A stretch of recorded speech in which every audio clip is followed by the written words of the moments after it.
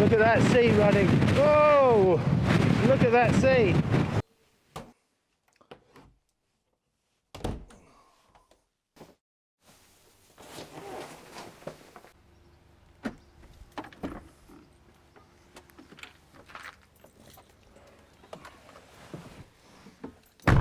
The other thing is the wind. The wind is going to strengthen with gales through the Irish Sea, Wales, the southwest of England. It's the 20th of May. The weather's pants. It's cloudy. It's going to get extremely windy. There's a weather warning. And it might rain. But we're camping inside a Second World War bunker. We think it's Second World War anyway. I'll show you more when I get there. So over to Shanklin to Blackgang on the Isle of Wight. And then we'll have a little walk and then settle down in our little bunker. See you later. Well, we're going for a walk, sans pack, because we're going to camp down over there. I can actually see the bunker from here, actually, funny enough.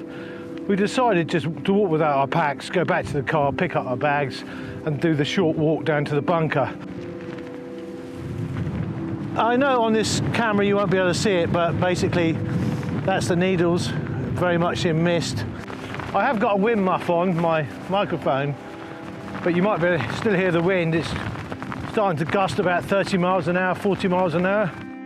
So, you know, this has been one of the coldest Mays on record. It's been sunny at times, but it's been really weird. You wouldn't think this is midsummer. Look at the flowers going up there, or nearly midsummer, I should say. Look at the flowers going up. It looks beautiful, but it's actually very cold. So I've taken my RAB Ascent 300 sleeping bag, but I've actually got some hand warmers with me just in case I'm too cold. And you wouldn't say that normally on the 20th of May in the south of England, that it would be this cold, but it is. And it doesn't appear to be getting any better over the coming week. Hope you can hear me. The mackerel was a very important fish since the 16th, 17th century or earlier. The people that lived here, that's the only way they could make money, is by fishing for mackerel here and rowing it around to Portsmouth to sell it. Also, they used to do caulking, C-A-U-L-K-I-N-G, and that's why the Isle of Wight are called corkheads. Maybe that's a reference to them being a bit thick and inbred, but actually it really means they used to caulk the decks of boats when they moored off the island. They used to make money out of caulking boats. So yeah, tough place to live, turn of the 17th century. Of course, the Victorians came down here and changed a lot about the place, really, civilised it in certain ways. And also it was the last place to get Christianity in the UK. We're coming up to the oratory now, St Catherine's Oratory, known locally as the Pepper Pot, and all that remains of the oratory is the lighthouse at the side. What happened was a local aristocrat benefited from having contraband from a boat that was wrecked, probably deliberately off the Isle of Wight, and his punishment was to build this oratory, which is obviously a place of worship, and the lighthouse. Quickly, before I get blown off here, according to local legend, Walter de Goditon, Lord of Chau, took wine from a shipwreck in Chau Bay. The wine came from a French monastery, and de Goditon was fined and threatened with excommunication unless he built an oratory and beacon on Chau Down, now St Catherine's Hill, as penance. Okay, we're in here now, so looking up, looking down and around. You can't camp in here, it's far too small. Well, you might be able to get your legs sticking out there, but if you're in a bad place, you could come in for shelter in here. Lightning conductor there, but it's very noisy. Yeah, let's keep moving because I'm going to get cold otherwise.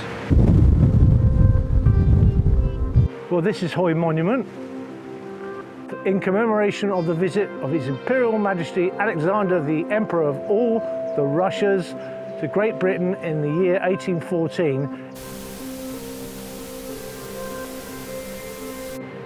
Someone's made these little seats here out of, I think, concrete or fiberglass. No concrete. Aren't they good? Lovely little wood. Back of St Catherine's Down. Well, the weather's come in, as it said it would. It's very windy. I've only got this thin showerproof jacket on. I'm going to get wet. There you go. Anyway, onwards and upwards. Sort of light rain, very strong wind. I've not got a muff on this, so you can probably hear how strong it is. So we're making our way to the bunker to check it out first before we actually go and camp in there, just in case we can't. This barrel here is a monument to all the boats that sank off here. I'm wet.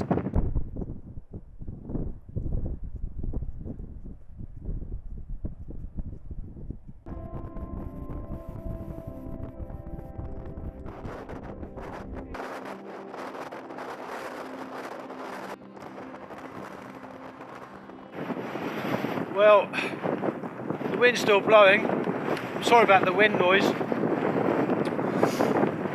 The weather's been atrocious, but that's not going to stop us. So I'm making my way to the bunker now. We've got to cut away through a field of rape growing. So the wind is really strong. I'm glad I don't have to put a tent up in this. But yeah, I'll show you more when we get there. So this is going to be our home for the night. So I'm going to shut down. This is definitely a stealth camp, so I'm shutting down now. So we're in now. That's facing towards the coast. The wind's really strong. So yeah, here we are. I'm guessing it's Second World War. Bit of a tent there. Bit of a nest up there as well actually. There's no birds on it. But yeah, it's okay, the wind is whistling through. Got my kit down there. So I've got to scrape off this area here basically. Lots of glass. So I'm using my toilet trowel to clean off the glass. Because obviously with a thermarest mat, even with a footer underneath it, it's caused me problems. So yeah, I'll make sure this is totally clean before I camp down here. When I've got it set up, I'll speak to you. A bit dirty, bit of rubbish around, but overall, not bad. Very windy. But as I said earlier on, I knew it would be windy. Just to show you outside, we're in a field of rape, basically. And we're not going to have a great night's sleep, I know that already. But hey, you know, this is what wild camping's all about. You know, you don't get a good night's sleep sometimes. Just to show you quickly around the shelter. So that's what it looks like from the outside. Well, I hope you can see me. I've got a torch in my face. It's very windy, but it's dry, and it'll do for the night. I don't think we're going to get a good night's sleep with the wind, so not down strong. In fact, my camera's about to fall off. So anyway, good night for now. Well, the wind is really whistling round in here. I haven't got enough light to show you everything else, but yeah, I'm trying to find my own face at the moment. There I am. So I don't think I'm going to have a very good night's sleep. Who knows? So I don't know if you can hear the wind in here. It's pretty atrocious, but it's not cold. I'll show you more in the morning because we came here in the dark, but we're in a very unusual place. Unfortunately, the wind's blown straight into the doors and the windows. Obviously, there's no glass in them anymore, if there ever was. So it's a bit noisy, but I think I'll probably get a couple of hours of decent sleep if I'm lucky. Hopefully, you can hear me over this wind. I've just woken up, keeping the noise down. My friend's over there. Somewhere. It was very, very windy. If I moved slightly, my pillow flew all over the place. My mat went all over the place. I was constantly getting up, you know, trying to get mats and pillows back. There's grit on everything. But hey, we did it. There's my gaff. Trying to put stuff back together in this wind. It's unbelievable. So let's pack up and Now let's get going. I'll show you the sea in a minute when I get close to the edge of the cliff. You see where we came last night. We didn't want to do too much damage, and we didn't really. I'm going to do this carefully. I don't want to die. Look at that sea running. Whoa! Look at that sea. It's something else. You wouldn't want to go. You wouldn't want to be on the beach now. Apart from a distance, the bunker, whatever you like to call it. The car's only up there, as a matter of fact. So let's make my way back. Well, I'm nearly back at the car, which is just up there. As you can still see, the wind is horrendous. So yeah, it's been different. So I shut it down now.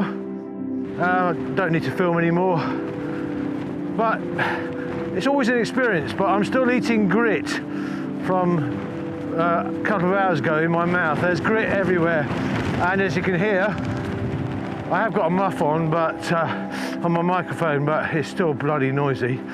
Hopefully not too noisy. So that's it. I'm shutting down, guys. See you later.